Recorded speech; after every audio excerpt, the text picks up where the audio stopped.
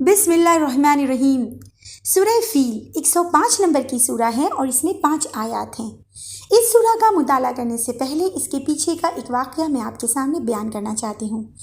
واقعہ ہے 570 عیسوی کا، محمد صلی اللہ علیہ وسلم کی پیدائش کے لگ بھگ 50 دن پہلے کا۔ حالات کچھ ایسا تھا کہ جو خانہ کعبہ ہے مکہ میں، اس کی ساری دیکھ ریکھ اور اس کی حفاظت اور اس کے محافظ جو لوگ تھے وہ عرب والے تھے، وہ قریش خاندان کے تھے جو تجارتی قبیلہ تھا۔ ان لوگوں کے ہاتھ میں خانہ کعبہ کی چابیاں تھیں اور وہاں پہ لوگ حج کے لیے آتے تھے، اس وجہ سے ان کو کافی فضیلت حاصل تھی۔ سارے لوگ یہاں آتے، اس کی وجہ سے ان کا تجارت میں بھی منافع ہوتا، اور دوسرا یہ کہ ان کے قبیلے بھی جب دوسری جگہ کہیں تجارت کو جاتے تو قافلوں کو ان کے کوئی تکلیف نہیں پہنچاتا تھا، کیونکہ لوگ کو ان کے ہی حج کے لیے سارے لوگوں کو آنا ہے۔ تو اس طرح ان کو کافی فضیلت حاصل تھی اور یہ ایک سینٹر پوائنٹ تھا۔ پھر ہوا یوں کہ وہیں پاس میں جو ایک جگہ ہے یمن، اس یمن میں بادشاہ ابرہہ تھا اور وہاں پہ عیسائیوں کی بڑی مضبوط حکومت تھی۔ تو ابراہیم نے جب ایسا دیکھا کہ یہ جاہل بددود، نہ اتنے لوگ پڑھے لکھے ہیں، نہ ان کے پاس بہت سارا سرمایہ ہے، ریسورسز ہے، یہ سوکھے ریگستان میں ان کی اتنی فضیلت، لوگ ان کے یہاں حج کو جاتے، ان کو اتنا فائدہ حاصل ہے، تو اس چیز کو دیکھ کر اس کو بڑی حسد ہوئی، اس کو بڑی جیلسی ہوئی۔ اس نے سوچا کہ کیوں نہ میں بھی اپنے ملک میں اس سے اچھی عمارت کچھ تعمیر کرواؤں تو لوگ میرے ملک میں آئیں گے، میرے پاس آئیں گے۔ تو ہوا یوں کہ اس نے بھی اپنے ملک میں ایک کلیسا تعمیر کروایا، کلیسا کہتے ہیں گرجا گھر کو، اور اس کے بعد اس نے بہت سارے ہیرے، سونے چاندی کا یوز کیا، اور وہاں اس نے ہاتھی دانت یہ ساری چیزیں یوز کر کے کافی بڑھیا اس نے ایک عمارت تعمیر کروا دی۔ اور اس کے بعد اس نے یہ اعلان کیا کہ اب میں حج کا رخ مکہ سے موڑ کر اپنی اس کلیسا کی طرف کر دوں گا۔ اس بات پر عرب والوں کو بڑا غصہ آیا۔ اصل میں وہ لوگ بھلے شرک کرنا شروع کر دیا تھا وہاں پہ عرب والوں نے، لیکن وہ لوگ خانہ کعبہ کو بہت عزت دیتے تھے۔ وہ اس بات کا یقین رکھتے تھے کہ یہ گھر حضرت ابراہیم علیہ السلام نے اللہ کے حکم سے یہاں پر بنایا، تو یہ جگہ بہت پاک ہے اور اس کی وہ کسی قیمت پر سودے بازی نہیں کر سکتے تھے۔ تو حال یوں ہوا کہ جب ابرہہ نے دیکھا کہ وہ لوگ تو ریڈی نہیں ہیں کہ وہ چھوڑیں گے، اور ادھر ان کو بھی ہے اور اس کو بھی تھا کہ سارے لوگ میرے کلیسا کی طرف آئیں، تو ان سب حالات میں عرب میں کسی شخص نے، کہا جاتا ہے کہ کسی عرب نے جا کر اس کے کلیسا میں رفع حاجت کر ڈالی، یعنی کہ گندگی کر دی۔ اب یہ خبر جب ابرہہ کو پتہ چلی، یمن کے بادشاہ کو، تو اسے بڑا غصہ آیا اور اس نے کہا کہ اب میں خانہ کعبہ کو جب تک ڈھا نہ لوں گا تب تک چین کی سانس نہ لوں گا۔ اور وہ جانتا تھا کہ جو عرب ہیں وہ بہت جنگجو ہیں، وہ حق کے لیے لڑیں گے، وہ پیچھے ہٹنے والے نہیں، وہ خانہ کعبہ سے بڑی محبت کرتے ہیں۔ تو اس نے سوچا کہ ایسی شاندار لشکر تیار کیا جائے جس کا یہ لوگ مقابلہ کرنے کا سوچ بھی نہ پائیں، اور اس نے مکمل 60,000 لوگوں کا لشکر، اور اس میں 13 ہاتھی بھی شامل تھے، لے کر وہ نکلا حملہ کرنے کے لیے خانہ کعبہ کی طرف، مکہ کی طرف۔ راستے میں 2 قبیلے نے اسے روکا بھی کہ ارے مت جاؤ، وہ اللہ کا گھر ہے، وہاں حج کے لیے جایا جاتا ہے، لیکن اس نے کسی کی نہ سنی اور وہ آتا ہے، پہنچ جاتا ہے یہاں مکہ میں۔ تب جب ادھر جو قریش ٹرائب ہے، جو محمد صلی اللہ علیہ وسلم کے وہاں پہ دادا اس وقت تھے عبد المطلب، وہ سردار تھے، یہ لوگ، ان لوگوں میں جو ان کے جو محمد عبد المطلب جو سردار تھے محمد صلی اللہ علیہ وسلم کے، وہ جاتے ہیں ابرہہ کے پاس اور اس سے کہتے ہیں کہ آپ کو جو مال چاہیے، جتنا چاہیے آپ یہاں سے لے لیجئے، لیکن اس خانہ کعبہ کو مت ڈھائیے، یہ اللہ کا گھر ہے۔ لیکن وہ ان کی بات بھی نہیں سنتا، وہ ریڈی نہیں ہوتا۔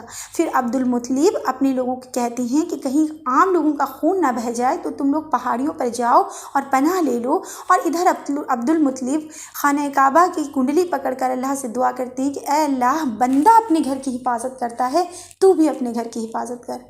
اور بس ہوا یوں کہ سمندر کی طرف سے جھونڈ در جھونڈ پرندے آتے ہیں، اور وہ پرندے اپنے چونچ میں اور ان کے پنجوں میں، ہر پرندے کے پاس 3 کنکری ہوتی ہے۔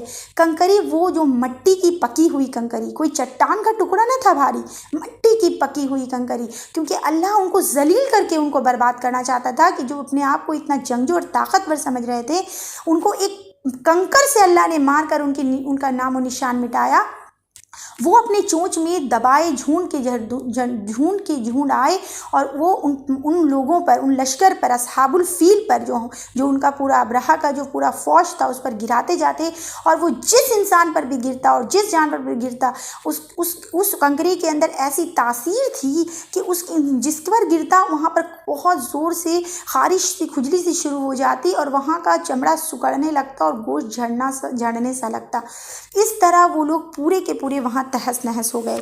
آئیے اب میں اس سورہ کو عربی میں اور اردو میں پڑھتی ہوں۔ بسم اللہ الرحمن الرحیم۔ أَلَمْ تَرَ كَيْفَ فَعَلَ رَبُّكَ بِأَصْحَابِ الْفِيلِ أَلَمْ يَجْعَلْ كَيْدَهُمْ فِي تَضْلِيلٍ وَأَرْسَلَ عَلَيْهِمْ طَيْرًا أَبَابِيلَ تَرْمِيهِمْ بِحِجَارَةٍ مِّن سِجِّيلٍ فَجَعَلَهُمْ كَعَصْفٍ مَّأْكُولٍ۔ کیا آپ نے نہیں دیکھا کہ آپ کے رب نے ہاتھی والوں کے ساتھ کیا برتاؤ کیا؟ کیا اللہ نے ان کی تدبیر کو مٹی میں ملا کر ان کے داؤ کو ناکام نہیں بنا دیا؟ اور اللہ نے ان پر پرندوں کے جھنڈ بھیجے۔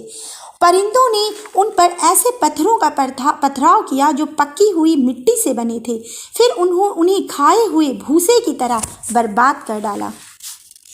جیسا کہ آپ کو میں نے اس واقعے میں بتایا کہ ہاتھی والوں کے ساتھ کیا برتاؤ کیا، بس وہی پہلی آیت کہہ رہی ہے کہ آپ نے دیکھا نہیں، کیا بھول گئے؟ عرب والوں نے تو خود اپنی آنکھوں سے دیکھا، جو آج محمد صلی اللہ علیہ وسلم کی مخالفت میں اتنے آگے بڑھے ہیں، ان کے اگینسٹ کھڑے ہیں، کیا ان لوگوں نے تو یہ زیادہ دن پرانا واقعہ نہیں ہے، لگ بھگ 50 سال بہت سے لوگ اس وقت موجود تھے جنہوں نے یہ واقعہ کو اپنی آنکھوں سے دیکھا، تو کیا تم بھول گئے؟ تم نے دیکھا نہیں؟ کیا اللہ نے ان کی تدبیر کو مٹی میں نہیں ملا دیا؟ قید جو یہاں پر لفظ آیا ہے، قیدہم، چال کو کہتے ہیں، کسی کی جو نیگیٹو چال ہوتی ہے نا اس کو۔ سوال یہ اٹھتا ہے کہ جب وہ آیا پورے علل اعلان کہ میں کعبہ کو ڈھا رہا ہوں، تو اس حرکت کو اللہ نے چال کیوں کہا؟ وہ تو کوئی چھپی روپی حرکت نہیں تھی۔